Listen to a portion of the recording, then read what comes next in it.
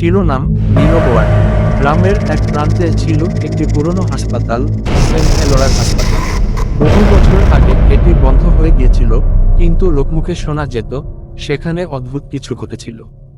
রাতে হাসপাতালের জানালা দিয়ে ভেসে আসতো আর্তনাদ, হাসি আর করুণ কণ্ঠের গান। কেউ সাহস করে সেখানে পা রাখত না। তবে আরিফ সাহসী ছিল। সে একজন তরুণ চলচ্চিত্র নির্মাতা, যিনি ভূতের গল্প নিয়ে একটি ডকুমেন্টারি বানাতে চেয়েছিলেন। এক বৃষ্টির রাতে সূর্য অস্ত যাওয়ার সময় সে হাসপাতালের ভেতরে প্রবেশ করল।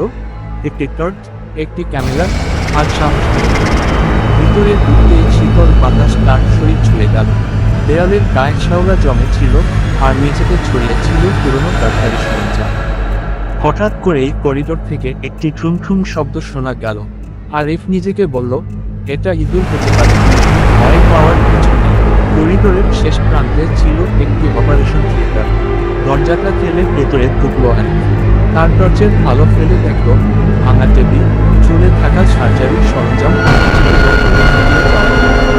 ঠিক তখনই পেছনে থেকে একটি চাপা আওয়াজে, আমায় বাঁচাও। আরিফ মুহূর্তে ঘুরে দাঁড়াল। এখানে কেউ ছিল। সে মনে করল হয়তো তার মনে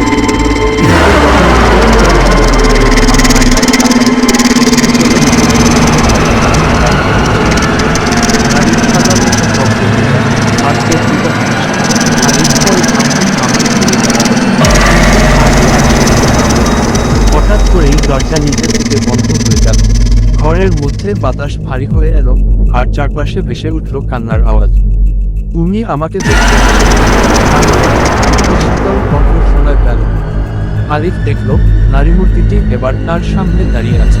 তার চোখ দুটো গভীর কালো গর্তের মতো, আর ঠোঁটের কোণে বীভৎস হাসি। তুমি জানো না আমার কষ্ট কেমন, বলেই নারীর হাত বাড়িয়ে দিল। হাতটা ছিল পাথরের মতো শক্ত।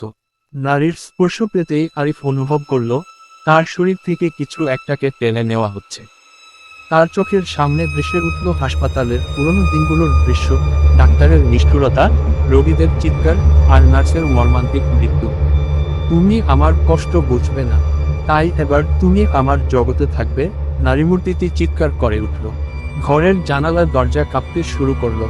আরিফ চিৎকার করে বেরিয়ে আসতে চাইল, কিন্তু দরজা খুলল না। তারপর হাসপাতাল নীরব হয়ে গেল। পরদিন সকালে পুলিশ আরিফের মৃতদেহ হাসপাতালের বাইরে পেল। তার চোখ ছিল খোলা, আর ঠোঁটের কোণে ছিল এক ফোঁটা শুকনো রক্ত। স্মার্টফোনে তার শেষ ভিডিওতে শোনা যাচ্ছিল নারীর ফিসফিসানি, আরেকটা আত্মা আমার হলো। তুমি পালাতে পারবে না। এখনো প্রতি বছর একটি বৃষ্টির রাতে শহরের মানুষ বলে সেন্ট এলোরার হাসপাতালের জানালা দিয়ে ভেসে আসে ফ্ল্যাশলাইটের ঝলক আর নারীর কণ্ঠস্বর, তুমি পালাতে পারবে না।